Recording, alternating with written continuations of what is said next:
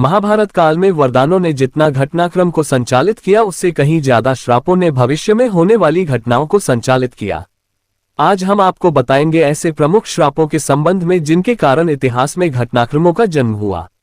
1. गांधारी का श्री कृष्ण को श्राप। महाभारत के युद्ध के बाद जब भगवान श्री कृष्ण गांधारी को सांत्वना देने पहुंचे तो अपने पुत्रों का विनाश देखकर गांधारी ने श्री कृष्ण को श्राप दिया कि जिस प्रकार पांडव और कौरव आपसी फूट के कारण नष्ट हुए हैं, उसी प्रकार तुम्हारे बंधु बांधवों भी नष्ट हो जाएंगे।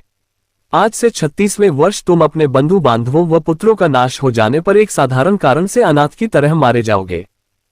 अंबा का शाप। सत्यवती शांतनु के पुत्र विचित्रवीर्य के युवा होने पर भीष्म ने बलपूर्वक काशीराज की 3 पुत्रियों का हरण कर लिया और वे उसका विवाह विचित्रवीर्य से करना चाहते थे, क्योंकि भीष्म चाहते थे कि किसी भी तरह अपने पिता शांतनु का कुल बढ़े। लेकिन बाद में बड़ी राजकुमारी अंबा को छोड़ दिया गया, क्योंकि वह शाल्वराज को चाहती थी। लेकिन शाल्वराज के पास जाने के बाद अंबा को शाल्वराज ने स्वीकार करने से मना कर दिया। अंबा को परशुराम भी न्याय नहीं दिला पाए। बाद में अंबा ने अपनी देह त्यागते वक्त बहुत ही द्रवित होकर भीष्म को कहा कि तुमने मेरा जीवन बर्बाद कर दिया और अब मुझसे विवाह करने से भी मना कर रहे हो।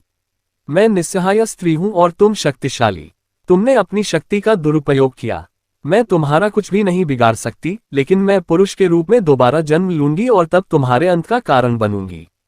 गौरतलब है कि यही अंबा प्राण त्याग कर शिखंडी के रूप में जन्म लेती है और भीष्म की मृत्यु का कारण बन जाती है।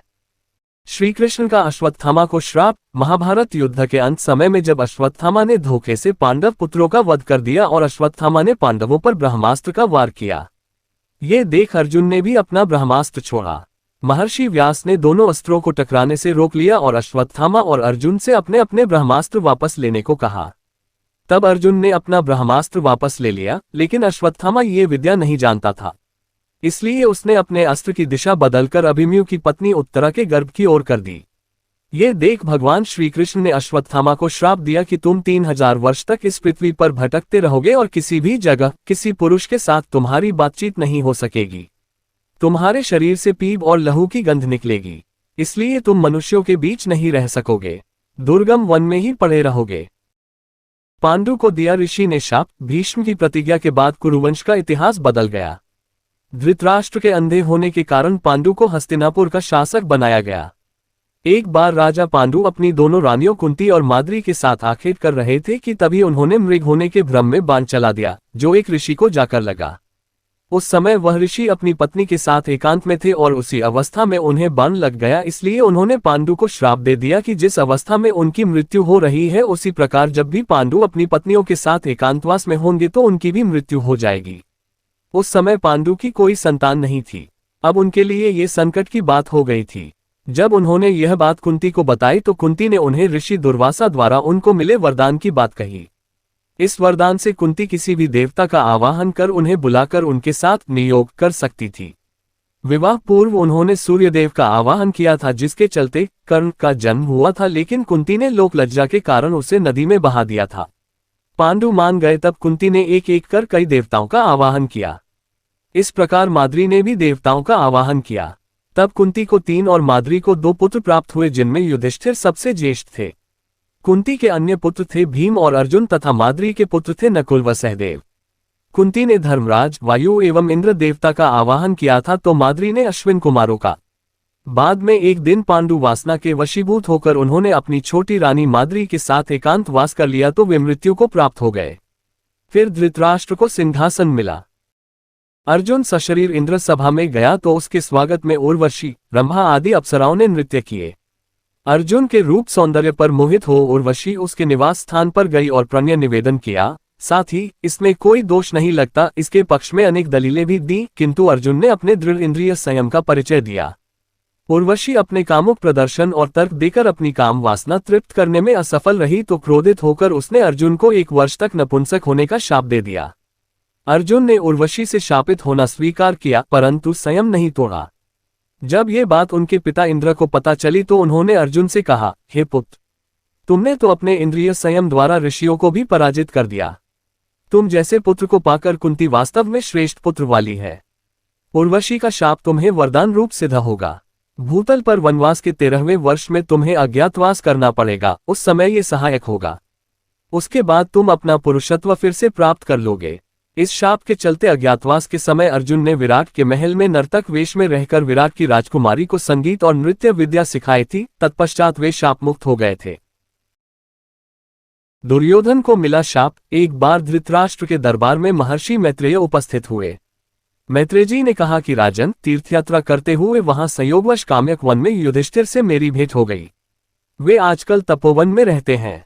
उनके दर्शन के लिए वहां बहुत से ऋषि मुनि आते हैं। मैंने वहीं ये सुना कि तुम्हारे पुत्रों ने पांडवों को जुए में धोखे से हराकर वन भेज दिया। वहां से मैं तुम्हारे पास आया हूं। उन्होंने धृतराष्ट्र से इतना कहकर पीछे मुड़ते हुए दुर्योधन से कहा, तुम जानते हो पांडव कितने वीर और शक्तिशाली हैं। तुम्हें उनकी शक्ति का अंदाजा नहीं है, शायद इसलिए तुम ऐसी बात कर रहे हो, इसलिए तुम्हें उनके साथ मिलकर लेना चाहिए। मेरी बात मान लो। गुस्से में ऐसा अनर्थ मत करो। महर्षि मैत्रेय की बात सुनकर दुर्योधन को क्रोध आ गया और वह व्यंग्यपूर्ण मुस्कुराते हुए पैर से जमीन कुरेदने लगा और हद तो तब हो गई जब उसने अपनी जांघ पर हाथ से ताल ठोक दी। दुर्योधन की यह उद्दंडता देखकर महर्षि को क्रोध आया। तब उन्होंने दुर्योधन को शाप दिया, तू मेरा तिरस्कार करता है, मेरी बात शांतिपूर्वक सुन नहीं सकता।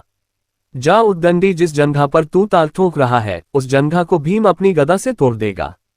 बाद में कौरव और पांडवों का घोर युद्ध हुआ और भीम ने दुर्योधन की जंघा पर वार कर अंत में उसकी जंघा उखाड़ फेंकी।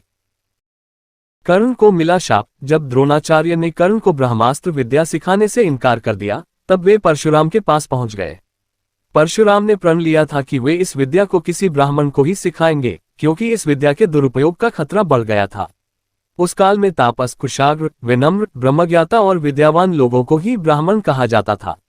कर्ण ये सीखना चाहता था तो उसने परशुराम के पास पहुंचकर खुद को ब्राह्मण का पुत्र बताया और उनसे यह विद्या सीख ली। परशुराम ने कर्ण को समस्त अस्त्र शस्त्र की शिक्षा दी थी।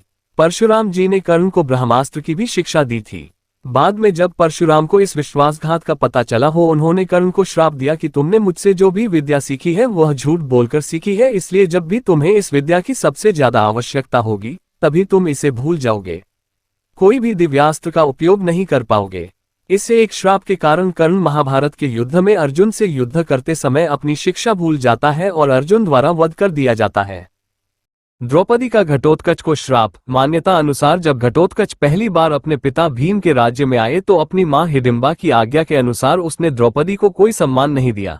द्रौपदी को अपमान महसूस हुआ और उसे बहुत गुस्सा आया। वो उस पर चिल्लाई कि वह एक विशिष्ट स्त्री है, वह युधिष्ठिर की रानी है, वह ब्राह्मण राजा की पुत्री है तथा उसकी प्रतिष्ठा पांडवों से कहीं अधिक है, और उसने अपनी दुष्ट राक्षसी मां के कहने पर बड़ों, ऋषियों और राजाओं से भरी सभा में उसका अपमान किया है। जा दुष्ट, तेरा जीवन बहुत छोटा होगा तथा तू बिना किसी लड़ाई के मारा जाएगा। यदि यह श्राप नहीं होता तो घटोत्कच अकेला ही कौरव सेना का नाश कर देता। श्रृंगी ऋषि का परीक्षित को श्राप। पांडवों के स्वर्गारोहण के बाद अभिमन्यु के पुत्र परीक्षित ने शासन किया। उसके राज्य में सभी सुखी और संपन्न थे। एक बार राजा परीक्षित शिकार खेलते खेलते बहुत दूर निकल गए। तब उन्हें वहां मौन अवस्था में शमीक नाम के ऋषि दिखाई दिए। राजा परीक्षित ने उनसे बात करनी चाहिए, लेकिन मौन और ध्यान में होने के कारण ऋषि ने कोई जवाब नहीं दिया। ये देखकर परीक्षित बहुत क्रोधित हुए और उन्होंने एक मरा हुआ सांप उठाकर ऋषि के गले में डाल दिया। ये बात जब शमीक ऋषि के पुत्र श्रृंगी को पता चली तो उन्होंने श्राप दिया कि आज से 7 दिन बाद तक्षक नाग राजा परीक्षित को दंश लेगा, जिससे उनकी मृत्यु हो जाएगी।